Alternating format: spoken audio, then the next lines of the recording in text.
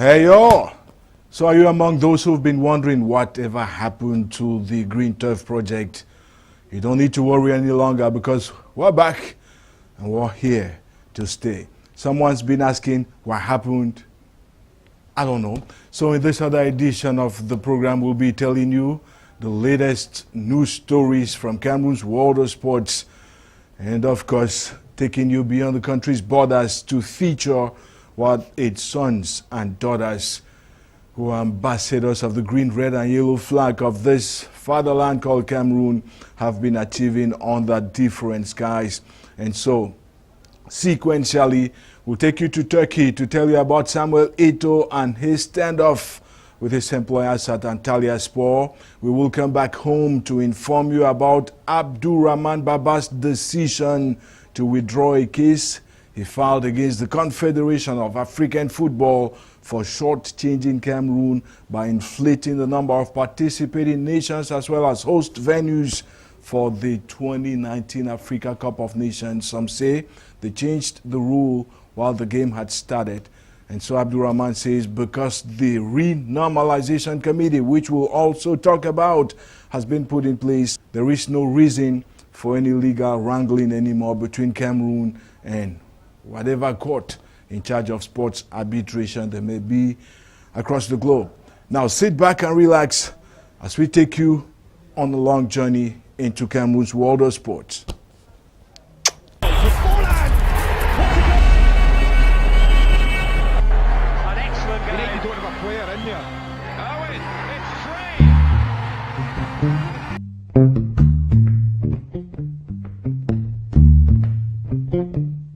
Reports from Turkey give to understand that relations between Samuel Eto'o and his employers at Antalyaspor are once again heading for the rocks.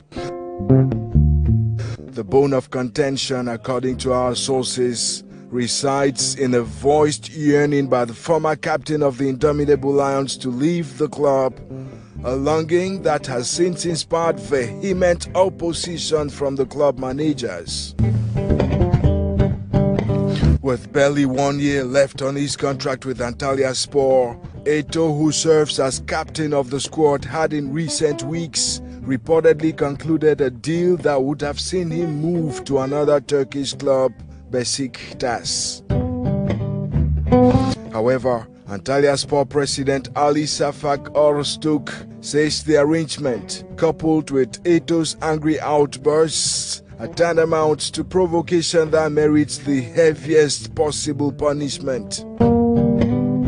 He has indicated he is, alongside other managers, elaborating the sanctions to be served the 36-year-old former Indomitable Lions captain in the no-distant future. According to Eto'o's agent, Wilfred the Happy, the Antalyaspor president's remarks amount to sprinkling fuel on fire.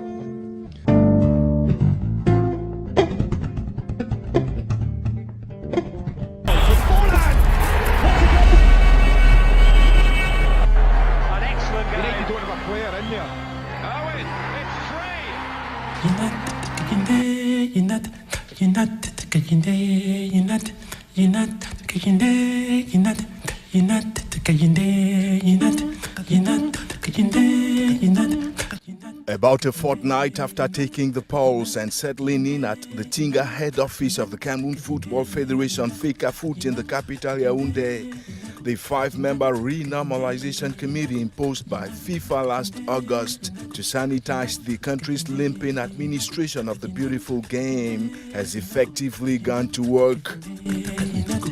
Among its initial deeds contained in a September 18 release is the disbanding of several organs instituted by the bygone Joseph Owona Normalization Committee set up in 2013. They include the Elections, Ethics and Appeals Commissions as well as the Arbitration Tribunal. According to the statement, bearing the insignia of the Renormalization Committee Chair Diodone Happy, similar bodies including the Homologation and Disciplinary Commissions at both the national and local levels will be dissolved when the curtains drop on the current football season.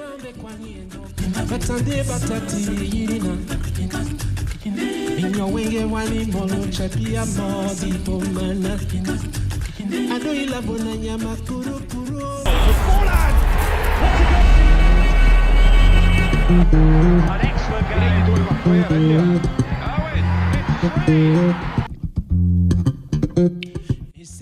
Elsewhere, Abdurrahman Baba Hamadu, whom many credit for orchestrating the ejection of Tombi Aroko Siddiqui and co from the helm of the Cameroon Football Federation, has in a surprise move announced he is withdrawing a lawsuit he brought against the Confederation of African Football CAF for attempting to shortchange Cameroon by inflating requirements for the hosting of the 2019 AFCON.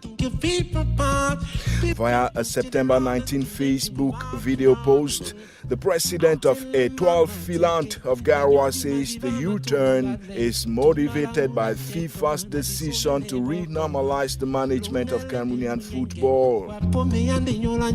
Baba Hamadu dragged CAF to the Court of Arbitration for Sports last July 24 after the Continental Football Superintendent decided to swell the number of participating nations for the 2019 AFCON to 24 from 16 and the number of host venues from 4 to 6.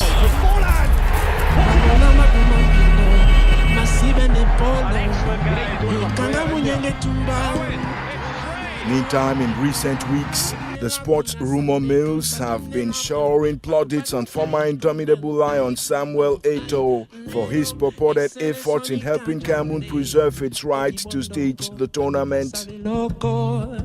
But can he successfully sweet-talk CAF boss Ahmad into changing his declared pessimism regarding Cameroon's ability to live up to expectation? The question again arose when the former Cameroon captain was conspicuously spotted in Ahmad's company as he went to condole with a bereaved friend in the DR Congo last September 16.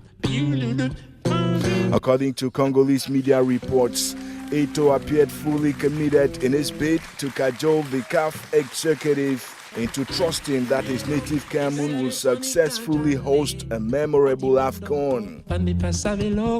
Amid sustained skepticism, given the lateness surrounding infrastructure projects, observers argue the CAF boss should give Eto'o an ear, considering the backstage role he played in facilitating Ahmad's dethroning of his own countryman, Issa Hayatou, from the CAF helm.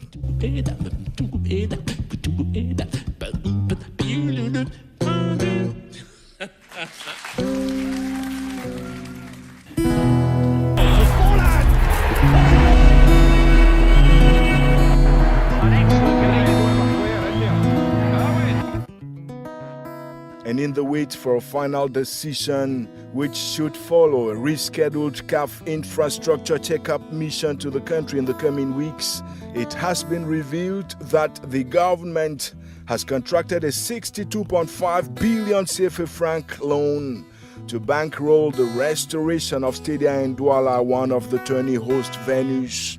A presidential decree issued on August 24 instructed the Minister of the Economy, Planning and Regional Development to borrow the money from Standard Chartered Bank Cameroon for use in rehabilitating the ramshackle Bepanda Reunification Stadium, its annex playground, and other related infrastructure.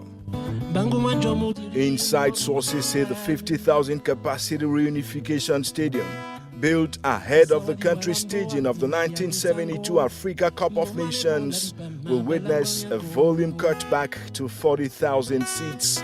The works are expected to span about 10 months.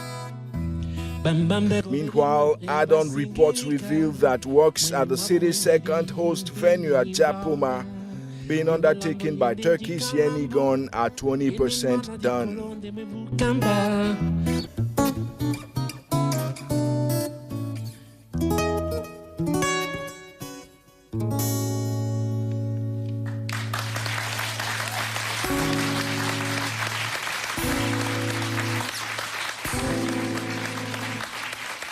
Thank you.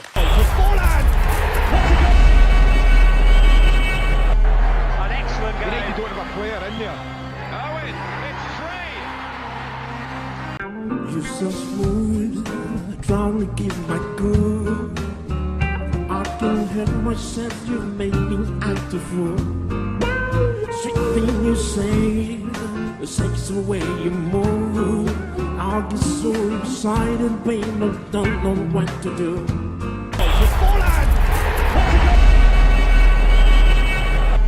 An excellent game. You don't have a player in there. Owen, it's free. I'm not really sure what co-relationship there may be between the Bible, which is the Word of God, and sports, but I'm definitely certain there may be a link somewhere, because somewhere in this book, Emmanuel Beverica, who's on the cameras, I don't know what book that is, and hopefully you can be able to tell us. The Bible says many will be called, but very few will be chosen at term. And so at the start of the current Division 1 championship in Cameroon, several teams were called to contest one title, the championship crown. And at 2 days to the end of the current season, Heading Sport of the Leke Division has emerged champions of the season. And that's ahead of legendary clubs of the likes of Cano Sportif of Yaoundé, which is helplessly descending into the dungeons of Division 2 football, ahead of the likes of Cotton Sport of Garoua, which, no matter what it does, can only play second tier or second fiddle, if you don't mind. It means, in other words, that they are going to be hemmed in maybe the second position on the official rankings when the homologation and disciplinary commission members finally do their job, even though some fear that job may end up on paper and Cano Sportif of Yaoundé, which is last on position number 18 out of 18 clubs, may be rescued as a result of some teams losing points here for having fielded one or the other player who was unfit to play the season or some other thing. But we're waiting to see if they dare do that at the level of the normalization committee, which is currently in charge of running the day-to-day affairs of the Cameroon Football Federation, as well as the so-called Professional Football League of Cameroon. We will be here to cry foul, and cry foul whenever things aren't going the way they're supposed to be going. So get back to my friend in Uganda to find out what went wrong with Canon. What went wrong? What? We'll stick around to see what happens. Don't you go away. An excellent game. You don't have a player in there. Owen, it's free.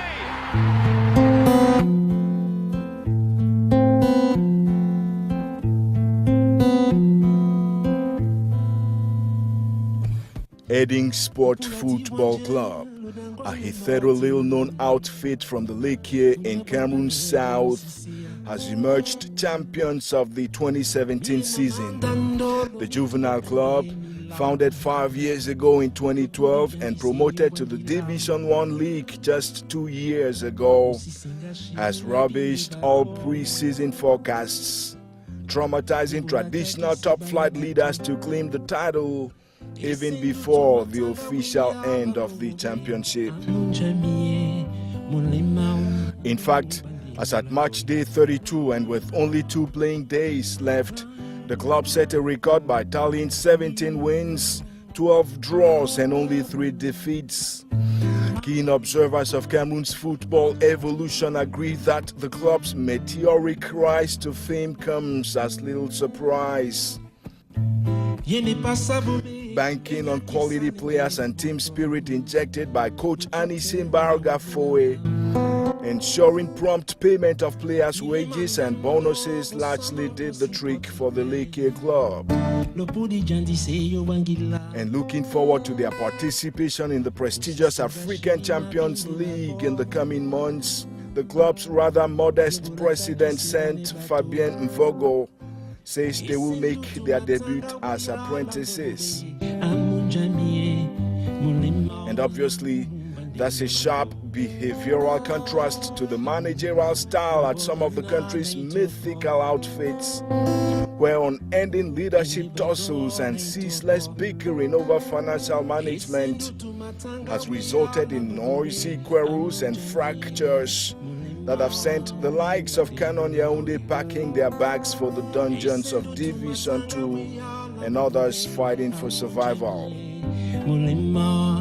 The scandalous Canon Yaoundé demotion, which skeptics warn could be overturned on paper at the end of the season, is particularly eye-catching for a team founded in 1930 and which reigned supreme in the 70s and 80s, causing cold shivers to run down the spines of domestic and continental opponents.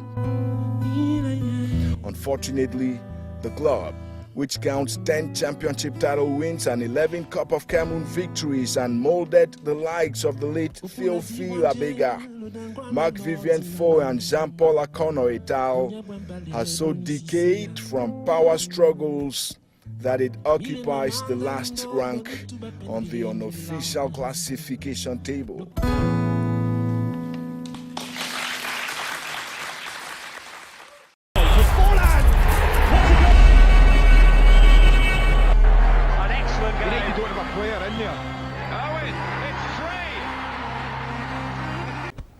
So, the logical conclusion should be that, well, the so-called legendary clubs, and I'm talking about the likes of Tonnerre Kalara Club of Yaoundé, Canon Sportif of Yaoundé, Aigle Royal of the Menoir, and to an extent, Union Sportive of Douala, should learn their lessons at the end of the current season and stop serving as catalysts for heart attacks for some of their supporters. Now we'll be turning to our expert on the show, Thomas Mokum. You come from Bamenda. Bamenda is the home ground for Young Sport Academy. And they've been doing quite well in the past 5 or 6 seasons. For the past 5 or 6 seasons, they are currently at the 4th position in the unofficial classification table because we still have 2 matches to the end of the season. I hope they will be able to maintain that position. Now, producer Emmanuel Bivika is asking me to step down so I can be at the same level with you. And thank God we are all sportsmen, no women as of now. So what explains the rise of the clubs of the caliber of Aiding Sport? Aiding Sport. Last year it was Apejes. Before then you saw UMS of Bloom and so on. And so I want to say recently I was following the match Aiding Sports of the Leke against Colombo of the Jar and Lobo. That made them already win the championship 2 days to the end. You have good quality players when you recruit nice coaches. You have like good Anissé Mbariga-Foué. You recruit good players. Then you are very sure of the game. Just like UMS of Loom did last season, they had the good players and they could move on to the top. And so Canon Sports is going down. Union of Douala too it's going down. You know, Canon Sportif of Yaoundé, when the season started, they even came up with 2 teams for the same championship. The political tussle, when you mix politics in football. Intestinal warfare and leadership tussles. Teams in the center region are noted for political tussle. I don't know. With 2 camps playing to play the same match. Maybe it's because of this reason that Tonnerre could not, Canon could not make it to the top. But they need to learn their lessons. They need to pick up the broken bottles and go and move up. But you know, Divine, is difficult when you move down to Division 2. It can be very difficult for you to come up to the next level. I'll give you a very good example. When PWD of Bamenda so many years back moved down to Division 2, they have been struggling, and 2 days to not long from now Division 2 will be ending, but I'm not sure because PWD is around the 19th position. I'm not sure they'll be able to move up to Division 1. So it's easy to go down, but very difficult to climb. In fact, that's why I always call it, the Division 2 level, the dungeons of Cameroonian football. Once you find yourself there, Tonnerre Kalara Club, the likes of Panther of the Day, can provide testimony to what I'm saying. Now, we just hope that after learning their lessons, we will not see another Tonnerre Kalara Club coming with 2 teams next season for the same competition. Hey, did I say that? I don't think I did. I'm running away from you. You probably influenced me. But right now we're taking you off to Russia. And despite Cameroon's, already announced absence at the 2018 FIFA World Cup, we think we should give you a taste of what Russia is going to look like with this theme song.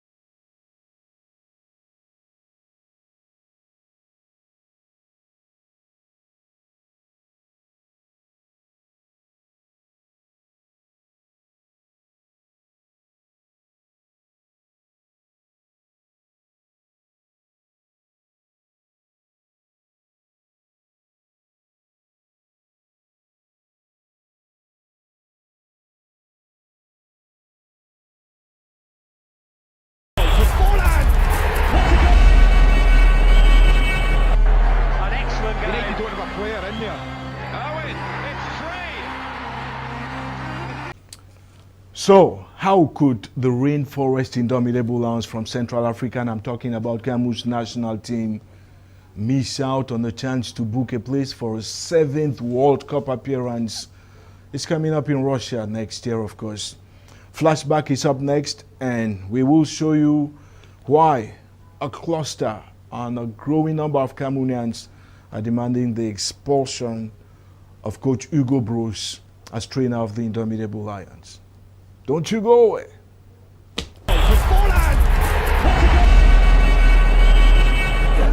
An excellent game. You don't have a player in there. Owen, it's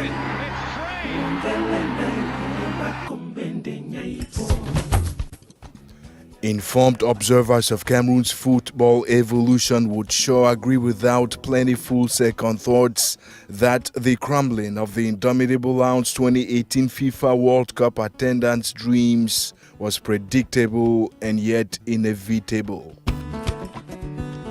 Shortly following their unexpected win at the 2017 AFCON in Gabon roughly 7 months ago, it has been an endless string of underperformance for the squad. Barely 1 month after humbling the Pharaohs of Egypt in Libreville to lift their 5th continental title, the indomitable Lions, playing on hungry stomachs as a direct result of amateurish management, lost 1-2 to Guinea's Sili Nacional at an international friendly in Brussels on March 28. Then 3 months down the road on June 13 at Getafe in Spain, the squadron again suffered a humiliating 4-0 punishment at the hands of Colombia as they flexed muscles ahead of the Russia Confederations Cup tourney. Tackling some of the world's best football-playing nations at the tournament proper, the indomitable Lions, who had rekindled national pride and inspired so much hope in Gabon, comforted skeptics and critics as they lucidly proved to be mere shadows of themselves. 0-2 against Chile, 1-4 against reigning world champions Germany, and a 1-0 tie against Australia culminated in an unsurprising group stage ejection for the Lions. In his mea culpa, their Belgian coach Hugo Broos confessed the level was way too high for the rather youngish and largely unsophisticated Cameroonian squad. However, his stretching list of critics currently demanding his expulsion say Bruce hardly learned any lessons from the Russian humiliation. They are wondering how he could muster the audacity to give starting lineup posts to incognitos of the likes of Ngamale, Serge Nsame, and Loco against a rival as dreadful as Nigeria's Super Eagles and more so in a World Cup qualifier.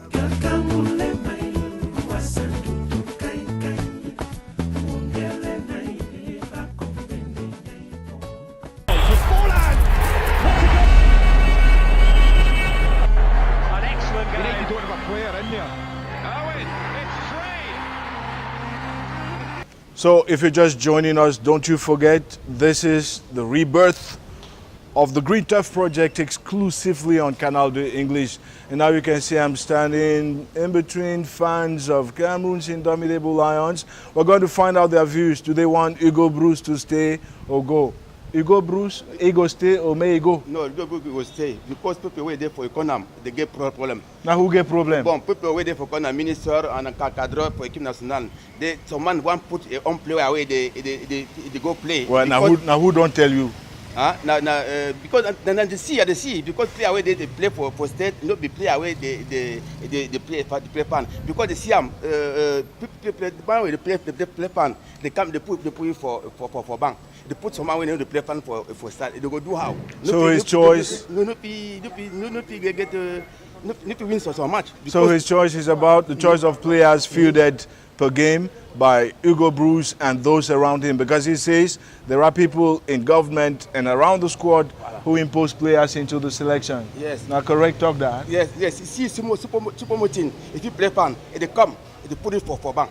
They put some other one way no play fan. Like who we don't put them? We no play fan. No, mama if you do it because Ngamale. No be Ngamale. Luke. Me say yeah fan. The super team play fan. But they put it for bank. Do what say time we come it is up 15 minutes they put it for set do hana. Okay. So his problem is that the likes of Choupo-Moting should be on the starting lineup whenever he comes to play for Cameroon. And of course, when we come back next week, we'll be focusing on Choupo-Moting's relocation to the English Premier League, one of the most challenging worldwide, to find out his performances and probably investigate the reasons he was benched, especially in that last qualifier against the Super Eagles of Nigeria. Now we're briefly going to turn to him. I'm not sure he's lost in the maze. So for you, problem for Cameroon, equipe nationale, now who? Na entraîneur. If you talk power, talk fine, Mouya. No, na entraîneur. Once said that entraîneur go before. That entraîneur no na some man we don't go before for son première division. Il no mérite for entraîner Cameroun. So according to him, Hugo Bruce does not merit to be coach of Cameroon. But I must tell you that for those who hold the same opinion like him and who are wishing to see the back of the Belgian coach, you must exercise a little bit more patience, because Mr. Bruce has declared that his intention is to stay on as coach of Cameroon at least until the 2019 Africa Cup of Nations. That's it about the coach. But let's move on to something else, and I'll tell you how Cameroonians bent on seeking refugee status abroad are blatantly tarnishing the country's image.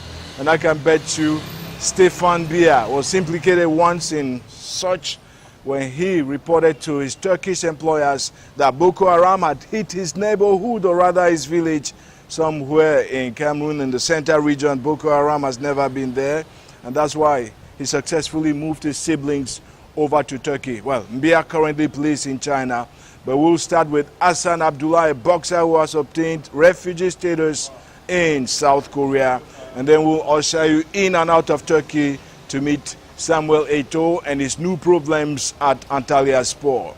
Kindly stay with us. An excellent game. You don't have a player in there. Owen, it's free.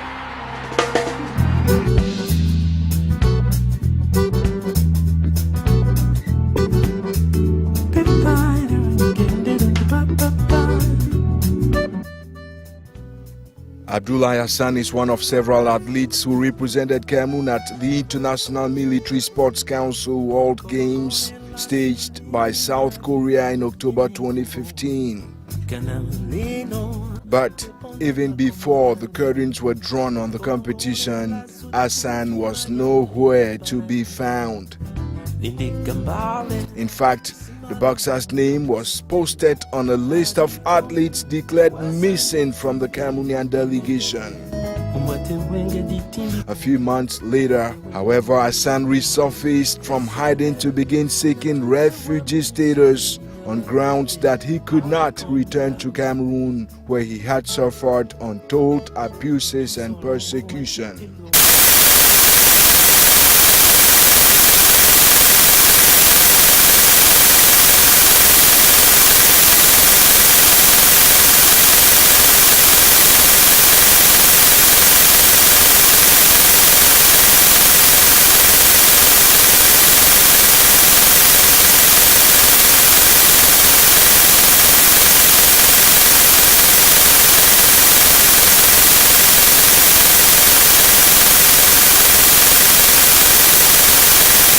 Hassan merely took advantage of the games to migrate.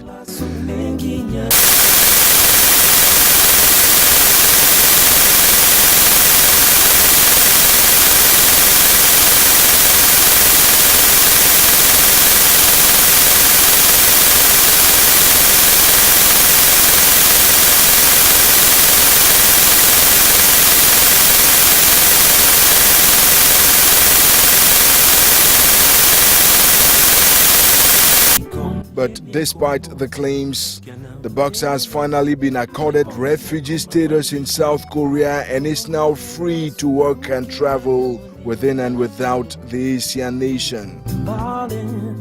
A statement from the Korean Ministry of Justice stipulates that the request, initially rejected for lack of backing evidence, was finally granted last July, bringing an end to a 2-year legal procedure during which time the athlete faced risks of expulsion. The decision comes alongside growing fame for the runaway Cameroonian boxer. Last May, Hassan punched his way to the rank of champion of South Korea's super welterweight division. Working alongside trainer Thomas Lee of the Art Boxing Gym in Seoul, Hassan says his dream is fight all the way to the world stage. His decision to dump Cameroon follows the controversial departure of the likes of Hassan Dam, who also escaped from a delegation representing the country at the 2004 Athens Olympics to successfully relocate to France. Masivi, Yolanchemo, Eyano.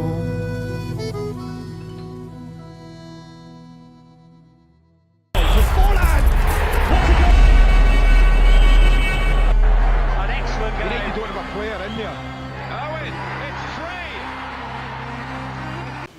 So, after that clash with his employers in Turkey, Samuel Eto'o actually went on to score a brace in the match that came the week after.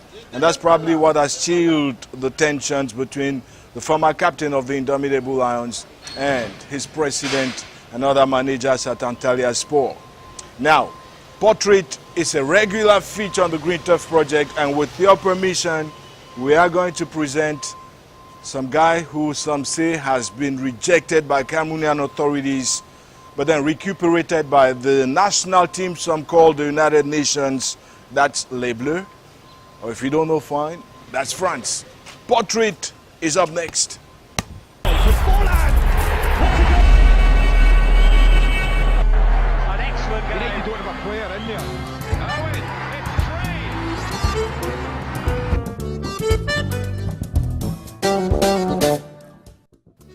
free. One of the key blames for the protracting poor form of Cameroon's football since the turn of the century resides, according to analysts, in managerial short-sightedness. Despite the existence of a national technical department tasked, among others, with detecting promising talent, the country has over the years helplessly watched budding footballers of Cameroonian descent take up foreign citizenship. One of them, currently claiming the European football news headlines, is Kylian Mbappé. The 18-year-old, born to a Cameroonian father, Wilfred Mbappé, and an Algerian mother, Faiza Lamari, was enrolled at the ICE Monaco Grooming Center back in 2013.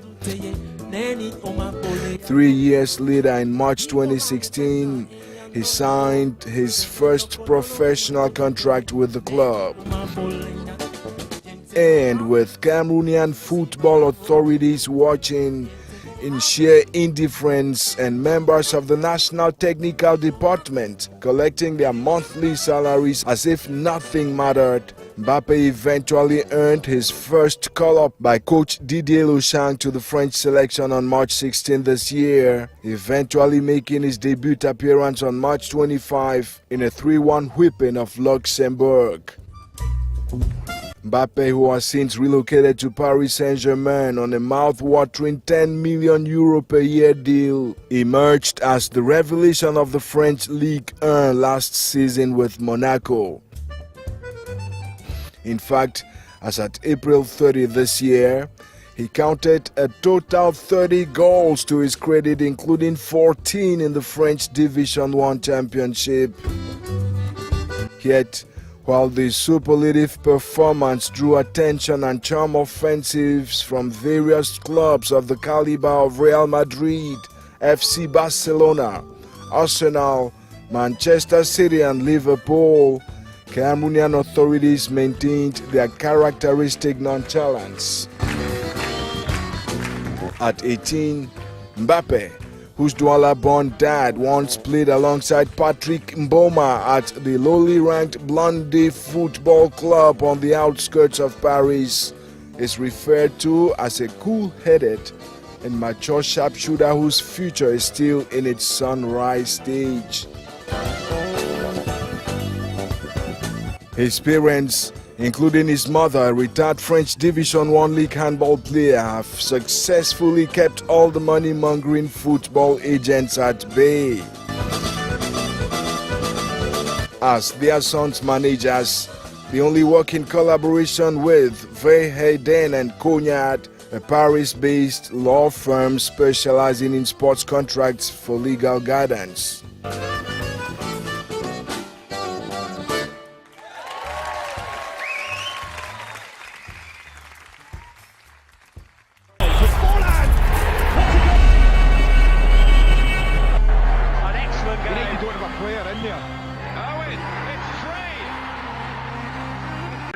You're so smooth, trying to give my good.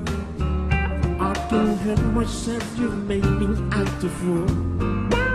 Sweet thing you say, the sex the way you move. I'll get so excited, babe, I don't know what to do. An excellent game. You don't have a player in there. Owen, it's free. And so that's how we mark our return to the big stage after long months of hibernation, like I said before, due to conditions beyond our control. But thank God we're finally here, and we are here to stay.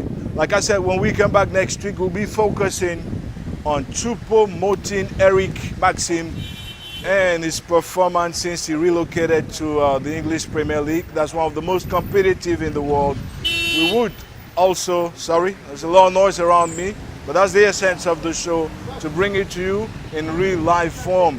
When we come back next week, we'll also be investigating the reasons behind the, apparent collapse of some of Cameroon's legendary, or if you don't mind, mythical clubs, of the likes of Canon Sportif of Yaoundé, Aigle Royal of the Menoir, and the likes. Even Panther is stuck in Division 2, Tonnerre Calara Club, Oryx of Douala, nowhere to be found, the lost in the radars, and so on. Don't you worry, we will dig into that and bring you a palatable bundle when we turn around next week. Until then, stay safe, run from trouble on the double.